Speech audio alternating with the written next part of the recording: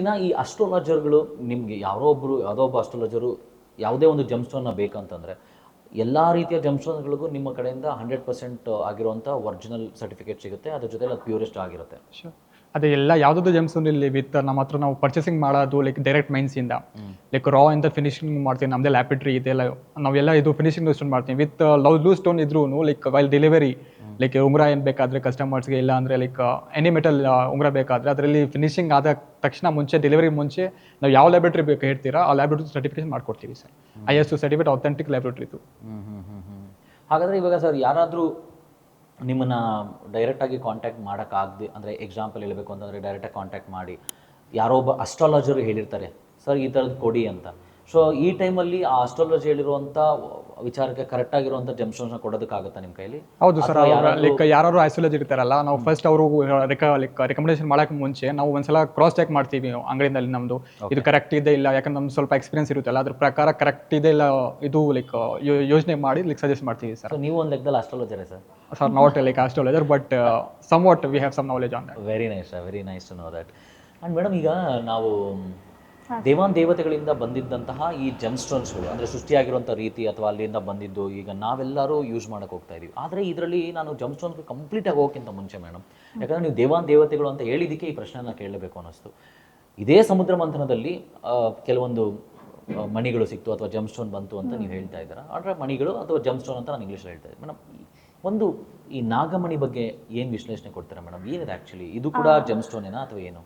ನಾಗಮಣಿ ಅನ್ನೋದು ಇದೆಯೋ ಇಲ್ವೋ ನಿಜವಾಗ್ಲೂ ಗೊತ್ತಿಲ್ಲ, ಬಟ್ ಅದರ ಬಗ್ಗೆ ಈ ನಮ್ಮ ಹಿರಿಯರು ಹೇಳಿದ್ದಾರೆ. ಹಾಗೇನೇ ಈ ಯೂಟ್ಯೂಬಲ್ಲಿ ಆ ಥರದ್ರಲ್ಲೆಲ್ಲ ವಿಡಿಯೋಸ್ ಇದೆ, ಬಟ್ ಅದನ್ನು ಸತ್ಯವಾಗಿ ಇದೆಯೋ ಇಲ್ವೋ ಅಂತ ಸೈಂಟಿಫಿಕಲ್ ಆಗಲಿ ಯಾರನ್ನು ಪ್ರೂವ್ ಮಾಡಿಲ್ಲ ಇನ್ನ. ಹಾಗೇನೆ ಅದು ಹೇಗೆ ಸೃಷ್ಟಿ ಆಯ್ತು ಅಂತ ಹೇಳಿದ್ರೆ, ಅದೇನೆ ಸೈಂಟಿಫಿಕ್ ಆಗಿ ಹೇಳ್ಬೇಕಂತ ಹೇಳಿದ್ರೆ, ಇವಾಗ ಹಾವಿನ ತಲೆ ಮೇಲೆ ಒಂದು ರಂಧ್ರ ಇರುತ್ತೆ, ಅದು ಸೈಂಟಿಫಿಕ್ ಆಗಿ ಪ್ರೂವ್ ಆಗಿರೋದೇನೆ. ಆ ರಂಧ್ರ ಏನಾಗುತ್ತೆ ಅಂತ ಹೇಳಿದ್ರೆ ಹಾವಿಗೆ ವಯಸ್ಸಾಗ್ತಾ ಆಗ್ತಾ ಆ ಹಾವಿನಲ್ಲಿರುವಂಥ ವಿಷ ಸ್ವಲ್ಪನೇ ಆಚೆ ಬಂದು ಹಾವಿನ ಅಂದರೆ ನಾರ್ಮಲ್ ಆಗೆಲ್ಲ ನಾಗರ ಹಾವಿನ ಎಡೆ ಮೇಲೆ ಇದಿರುತ್ತೆ, ನಾಗಮಣಿ ಇರುತ್ತೆ ಅಂತ ಹೇಳ್ತಾರಲ್ಲ. ಸೊ ಹಾಗೆಯೇ ಹಾವಿನ ತಲೆಯ ಮೇಲೆ ಅಂದರೆ ಎಡೆ ಮೇಲೆ ಆ ರಂಧ್ರದಿಂದ ವಿಷ ಮೇಲೆ ಬಂದು ಒಂದು ಜೆಲ್ ಥರ ಫಾರ್ಮ್ ಆಗಿ ಅದು ಸ್ಟೋನ್ ಥರ ಕಾಣಿಸುತ್ತೆ, ಸರಿನಾ? ಹಾಗೇನೆ ಅದು ಕತ್ಲೆಯಲ್ಲಿ ಸ್ವಲ್ಪ ಪ್ರಕಾಶಮಾನವಾಗಿ ಒಳಿಯುತ್ತೆ. ಇವಾಗ ಹಾವಿಗೆ ವಯಸ್ಸಾಗಿರುತ್ತೆ, ಏಜ್ ಆಗಿರುತ್ತಲ್ವಾ, ಸೊ ಅದಕ್ಕೆ ಬೇಟೆ ಆಡಿ ಆಹಾರವನ್ನ ಪಡ್ಕೊಳ್ಳುವಂತಹ ಶಕ್ತಿ ಕಡಿಮೆ ಆಗಿರುತ್ತೆ. ಅವಾಗ ಏನಾಗುತ್ತೆ ಅಂತ ಹೇಳಿದ್ರೆ, ಸ್ವಲ್ಪ ಕತ್ಲೆ ಆದಾಗ ನಿಮಗೆ ಯಾವ್ದಾದ್ರು ಒಂದು ಪ್ರಕಾಶಮಾನವಾದ ಲೈಟ್ ಬಂತಂದ್ರೆ, ಬೆಳಕು ಬಂದಾಗ ಈ ಹುಳ ಹಪ್ತೆಗಳು ಚಿಕ್ಕ ಚಿಕ್ಕ ಕ್ರಿಮಿಕೀಟಗಳು ಅದ್ರ ಹತ್ರ ಆಕರ್ಷಣೆ ಆಗಿ ಬರುತ್ತಲ್ವಾ, ಆವಾಗ ಹಾವು ಅದನ್ನ ಸೇವನೆ ಮಾಡಿ ಅದು ಲೈಫ್ನ ಲೀಡ್ ಮಾಡ್ತಾ ಇರುತ್ತೆ. ಸೊ ಇದೆಲ್ಲ ಹೇಗೆ ಅಂದರೆ ಒಂಥರ ಭಗವಂತ ಸೃಷ್ಟಿ ಮಾಡಿರೋದು, ಈ ಥರ ಎಲ್ಲ ಇರಬೇಕು, ಇವರು ಎಲ್ಲ ಹೀಗೆ ನಡಿಬೇಕು ಅನ್ನೋದನ್ನ ಸೃಷ್ಟಿ ಮಾಡಿರೋದಕ್ಕೆ ಅದನ್ನ ಹೇಳ್ತಾರಷ್ಟೇ. ಅದನ್ನ ನಿಜವಾಗ್ಲೂ ಎಲ್ಲೂ ಪ್ರೂವ್ ಆಗಿಲ್ಲ. ಈಗ್ಲೂ ತುಂಬಾ ಜನ ಹುಡುಕೊಂಡು ಹೋಗ್ತಾರೆ ನಾಗಮಣಿ ಇದೆ ಅಂತೆಲ್ಲ. ಆಕ್ಚುಲಿ ನಾವು ನಾಗಮಣಿ ಬಗ್ಗೆ ಮಾತಾಡಿದ್ರೆ ಒಂದು ದೊಡ್ಡ ಎಪಿಸೋಡ್ ಆಗುತ್ತೆ ಅನ್ಸುತ್ತೆ. ನಾಗಮಣಿ ಇಟ್ಕೊಂಡ್ರೆ ಅಟ್ರಾಕ್ಷನ್ ಆಗುತ್ತೆ ಅಥವಾ ಏನೋ ಸಿಗುತ್ತೆ, ನಾವು ಕೋಟ್ಯಾಧೀಶ್ವರ ಆಗ್ತೀವಿ ಅನ್ನೋ ಸುಮಾರು ಜನ ಇವಾಗ್ಲೂ ಓಡಾಡ್ತಾ ಇರ್ತಾರೆ ನಾಗಮಣಿ ಹಿಂದೆ. ಬಟ್ ಒಂದಂತೂ ಸತ್ಯ, ಪ್ರಕೃತಿ ದೇವೋಭವ, ಪ್ರಕೃತಿಯನ್ನು ಅರಿತು ಅದ್ರ ಬಗ್ಗೆ ತಿಳ್ಕೊಂಡು ಮುಂದೆ ಹೋಗೋದು ತುಂಬಾ ಒಳ್ಳೇದು. ಇಲ್ಲ ಸಲ್ಲದ ವಿಚಾರಗಳಿಗೆ ಇದು ಮಾಡಿದ್ರೆ ಏನೇನು ಇಲ್ಲ ನಾವು ಮನುಷ್ಯರು ಆ ಲೆಕ್ಕ ತಗೊಂಡ್ರೆ ಅಲ್ವಾ. ನೀವು ಅವಾಗಲೇ ಹೇಳಿದ್ರಿ ಈ ದೇವರ ಸಮುದ್ರ ಮಂಥನ ಮಾಡುವಾಗ ಜಮ್ಸ್ಟೋನ್ಸ್ ಎಲ್ಲ ಬಂತು ಅಂತ, ಬಟ್ ಇದು ಯಾವ ಪುರಾಣದಲ್ಲಿ ಉಲ್ಲೇಖ ಇದೆ? ಯಾವ ಪುರಾಣ ಅಂತ ಹೇಳಿದ್ರೆ ಅಗ್ನಿ ಪುರಾಣ, ಮತ್ಸ್ಯ ಪುರಾಣ ಹಾಗೂ ಗರುಡ ಪುರಾಣದಲ್ಲಿ ಉಲ್ಲೇಖ ಇದೆ. ಗರುಡ ಪುರಾಣದಲ್ಲಿ ಏನು ಹೇಳಿದ್ದಾರೆ ಅಂತ ಹೇಳಿದ್ರೆ, ಶುಭ್ರವಾದ ಅಂದರೆ ಒರಿಜಿನಲ್ ಮುತ್ತು ರತ್ನ ಅಥವಾ ಈ ಹರಳುಗಳನ್ನು ಧಾರಣೆ ಮಾಡೋದ್ರಿಂದ ನಿಮಗೆ ಶತ್ರುಕಾಟ, ಸರ್ಪದಿಂದ ಆದಂತಹ ವಿಷದ ತೊಂದರೆಗಳು, ಹಾಗೇನೇ ಪ್ರೇತ ಬಾಧೆ ಅಂತ ಹೇಳ್ತಾರಲ್ಲ ಅವೆಲ್ಲ ನಿವಾರಣೆ ಆಗುತ್ತೆ, ಆರೋಗ್ಯ ಸಮಸ್ಯೆಗಳು ನಿವಾರಣೆ ಆಗುತ್ತೆ, ಹಾಗೆ ಪಾಪಕರ್ಮಗಳು ನಿವಾರಣೆ ಆಗುತ್ತೆ, ಆಘಾತಗಳು ದೂರ ಆಗುತ್ತೆ ಅಂತ ಉಲ್ಲೇಖ ಇದೆ. ಒಟ್ಟಾರೆ ಎಲ್ಲೋ ಒಂದು ಕಡೆ ಒಂದು ರೀತಿಯಲ್ಲಿ ಎಲ್ಲ ರೀತಿಯಲ್ಲಿ ಒಳ್ಳೇದಾಗೇ ಆಗುತ್ತೆ. ಹೌದು, ಖಂಡಿತ. ಸರ್, ಇನ್ನು ನೀವು 40 ವರ್ಷದಿಂದ ಈ ಕಂಪ್ನಿ ನಡ್ಸ್ಕೊಂಡು ಬರ್ತಾ ಇದ್ರಲ್ವ ಸರ್, ಸೊ ನಿಮ್ಮ ಮುಂದಿನ ಒಂದು ಪ್ಲಾನ್ಸ್ ಏನಿದೆ ಈ 40 ವರ್ಷದ ಈ ಸರ್ವಿಸಲ್ಲಿ? What is your extended plans? Sir, ಈಗ ಮಾರ್ಕೆಟಲ್ಲಿ ಜಾಸ್ತಿ ಹೆಂಗೆ ಅಂದರೆ ಭಾಳ ಜನ ಹತ್ರ ಟ್ರಸ್ಟ್ ಇಲ್ಲ, ಯಾಕಂದರೆ ಭಾಳ ಜನ ನ್ಯಾಚುರಲ್ ಹೇಳಿ ಸಿಂಥೆಟಿಕ್ ಸ್ಟೋನ್ಸ್ ಕೊಡ್ತಾ ಇದ್ದಾರೆ. ಅದಕ್ಕೋಸ್ಕರ ಲೈಕ್ ಅದು ಒಂದು ಟ್ರಸ್ಟ್ ಬಿಲ್ಡ್ ಮಾಡಬೇಕು ಸರ್ ಫಸ್ಟ್ ಆಫ್ ಆಲ್. ಯಾಕಂದರೆ ಎಲ್ಲ ಕಸ್ಟಮರ್ಸ್ಗೆ ಎಲ್ಲರಿಗೂ ಇರಲಿ, ಯಾಕಂದರೆ ಒಂದು ಸ್ಯಾಟಿಸ್ಫ್ಯಾಕ್ಷನ್ ಆಗಬೇಕು, ಇದು ಹಾಕಾದ್ಮೇಲೆ ಏನಾದ್ರು ಚೇಂಜಸ್ ಸಿಗಬೇಕು. ಅದಕ್ಕೋಸ್ಕರ ನಾವು ಇದು ಬ್ರ್ಯಾಂಡ್ ಎಲಾಬ್ರೇಟ್ ಮಾಡ್ತಾ ಇರೋದು ವಿತ್ ಹೆಲ್ಪ್ ಆಫ್ ಎಲ್ಲರದ್ದು ನಿಮ್ಮ ಆಶೀರ್ವಾದ ಎಲ್ಲ ಇಂದ ಆಗ್ತೀವಿ ಸರ್. ಖಂಡಿತವಾಗ್ಲೂ ಆಗಲಿ ಸರ್. ಆ್ಯಂಡ್ ಪ್ಯೂರೆಸ್ಟ್ ಜಮ್ಸ್ಟೋನ್ನ ಕೊಡ್ತಾ ಇದ್ದೀರಾ. ಸೊ ಮತ್ತೆ ಹೇಳ್ತಾ ಇದ್ದೀನಿ, ಇವರ ನಂಬರ್ ಹಾಗೂ contact details, I mean like complete address details ನಾನು ನಿಮಗೆ ಕೊಟ್ಟಿರ್ತೀನಿ. ದಯವಿಟ್ಟು ಏನಾದರೂ ನಿಮಗೆ ವಿಸಿಟ್ ಮಾಡೋಕ್ಕಾಗಲಿಲ್ಲ ಅಂತಂದರೆ ಓವರ್ ದ ಫೋನ್ ಕೂಡ ನೀವು ತೊಗೊಬೋದು ಕನ್ಸಲ್ಟೇಷನ್ನ. ಅವ್ರು ಹೇಳ್ತಾರೆ ಕನ್ಸಲ್ಟೇಷನ್ ಇನ್ ದ ಸೆನ್ಸ್ ಈ ಥರ ಹಿಂಗಿದೆ, ಹಿಂಗೆ ಮಾಡ್ಬೋದು ಅಂತ. ಬಟ್ ಆ ಕನ್ಸಲ್ಟೇಷನ್ ನೀವು ಕಾವ್ಯ ಅವ್ರ ಮುಖಾಂತರ ಪಡಿಬೋದು ಅಂತ ಹೇಳ್ತಾ ಇದ್ದೀನಿ. ಕಾವ್ಯ ಅವರು ಪಕ್ವತ್ವವಾಗಿ ಹೇಳ್ತಾರೆ ಕಣ್ರಿ, ನಿಜವಾಗ್ಲೂ ಹೇಳ್ತೀನಿ. ಸುಮಾರು ಜನ ಅಸ್ಟ್ರಾಲಜರ್ ನಾನು ಕೂಡ ನೋಡಿದ್ದೀನಿ. ಆದರೆ ಒಬ್ರಿಗೆ ಒಳ್ಳೇದನ್ನು ಬಯಸಬೇಕು, ಒಳ್ಳೇದಾಗಬೇಕು, ನಮಗೆಲ್ಲೋ ಒಂದು ಕಡೆ ಕಷ್ಟಗಳಿದ್ದಿದ್ದೆ, ಬಟ್ ಬೇರೆಯವ್ರಿಗೆ ಒಳ್ಳೇದಾಗಲೇನೋ ಮನಸ್ಸಿತ್ತಿರುವಂಥ ಕಾವ್ಯ ಅವರು ಇವತ್ತು ನಮ್ಮ ಈ ಒಂದು ಶೋಲಿದ್ದಾರೆ.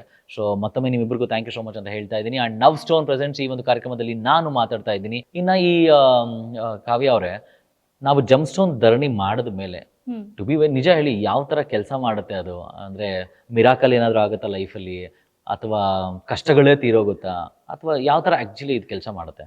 ಆ್ಯಕ್ಚುಲಿ ಇದು ಕೆಲಸ ಮಾಡುತ್ತೆ, ಆದರೆ ಹೇಗೆ ಅಂತ ಹೇಳಿದ್ರೆ, ಇವಾಗ ಈ ಹರಳುಗಳಲ್ಲಿ ಎಲೆಕ್ಟ್ರಿಕ್ ಆ್ಯಂಡ್ ಮ್ಯಾಗ್ನೆಟಿಕಲ್ ಎನರ್ಜಿ ಕೂಡ ಇರುತ್ತೆ.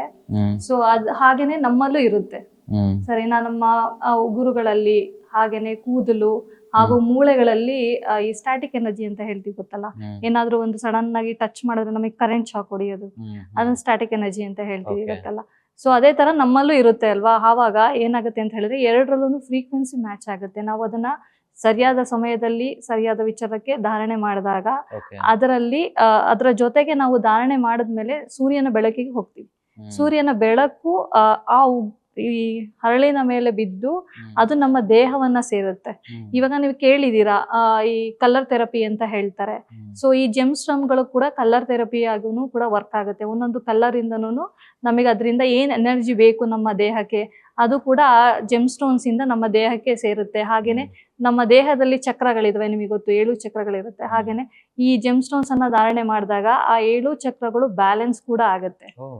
ಸೊ ಹಾಗಾಗಿ ಆರೋಗ್ಯ ವಿಚಾರದಲ್ಲಿ, ಹಾಗೇನೆ ನಮ್ಮ ಹಿಂದಿನ ಜನ್ಮದ ಕರ್ಮ ಫಲಗಳನ್ನ, ಪುಣ್ಯ ಫಲಗಳನ್ನ ನಾವು ಈ ಜನ್ಮದಲ್ಲಿ ಸ್ವೀಕಾರ ಮಾಡೋದಕ್ಕೂ ಕೂಡ ಈ ಜೆಮ್ ಸ್ಟೋನ್ಸ್ ಕೆಲಸ ಮಾಡುತ್ತೆ. ಅಂದ್ರೆ ಎಲ್ಲೋ ಒಂದ್ ಕಡೆ ಒಂದ್ ರೀತಿಲಿ ಬಾಡಿನ ಇಂಬ್ಯಾಲೆನ್ಸ್ ಆಗಿರೋಗಳನ್ನ ಹೌದು, ಬ್ಯಾಲೆನ್ಸ್ ಮಾಡುತ್ತೆ.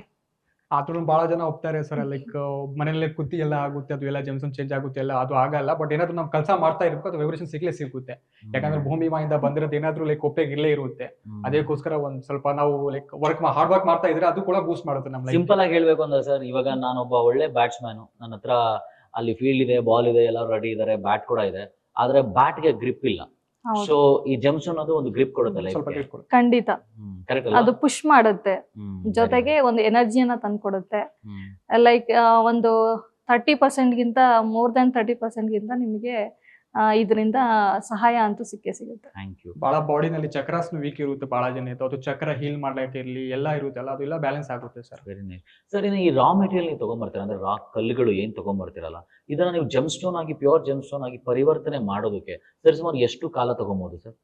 ಸರ್ ಅದು ಯಾವಾಗ ಲೈಕ್ ನಾವು ಡೈರೆಕ್ಟ್ ಮೈನ್ಸ್ ಇಂದ ತಗೊಂಡ್ ಬರ್ತೀವಲ್ಲ, ಅಲ್ಲಿ ಸ್ಟೋನ್ ಆದ್ಮೇಲೆ ಅದು ಸ್ವಲ್ಪ ಅದು ಪ್ರೊಸೆಸ್ ಹೋಗುತ್ತೆ. ಲೈಕ್ ಮೈನಿಂಗ್ ಅದು ಕ್ವಾಲಿಟಿ ನೋಡ್ತೀವಿ, ಯಾವ ಕ್ವಾಲಿಟಿ ಯಾವ ಇದಕ್ಕೆ ಹೋಗ್ಬೇಕು. ಅದಾದ್ಮೇಲೆ ಅದು ಕಟಿಂಗ್ ಆದ್ಮೇಲೆ ಪಾಲಿಶಿಂಗ್ ಎಲ್ಲ ಹೋಗುತ್ತೆ. ಅದು ಪಾಲಿಶ್ ಆದ್ಮೇಲೆ ತಿರ್ಗಾ ನಾವು ಸೆಲ್ ಮಾಡಕ್ ಆಗೋದು. ಅದ್ರ ಲೈಕ್ ಅದು ಕ್ವಾಲಿಟಿ ಹೋಗುತ್ತೆ. ಒಂದ್ ಸ್ಟೋನ್ ಅಲ್ಲಿ ಸೇಮ್ ಕ್ವಾಲಿಟಿ ಬರಲ್ಲ, ಯಾಕಂದ್ರೆ ಅಲ್ಲಿ ಗಾಡ್ ಮೇಡ್ ಇರುತ್ತಲ್ಲ, ಅದಕ್ಕೋಸ್ಕರ ಬೇರೆ ಬೇರೆ ಕ್ವಾಲಿಟಿ ಇರುತ್ತೆ. ಅದು ಒಂದ್ ಸ್ವಲ್ಪ ಅದರಲ್ಲಿ ಓಪೆಕ್ ಕ್ವಾಲಿಟಿ ಇರುತ್ತೆ, ಅದು ಅನ್ಟ್ರಾನ್ಸ್ಪರೆಂಟ್ ಇರುತ್ತೆ, ಇನ್ನೊಂದ್ ಸ್ವಲ್ಪ ಅದರಲ್ಲಿ ಟ್ರಾನ್ಸ್ಪರೆನ್ಸಿ ಇರುತ್ತೆ.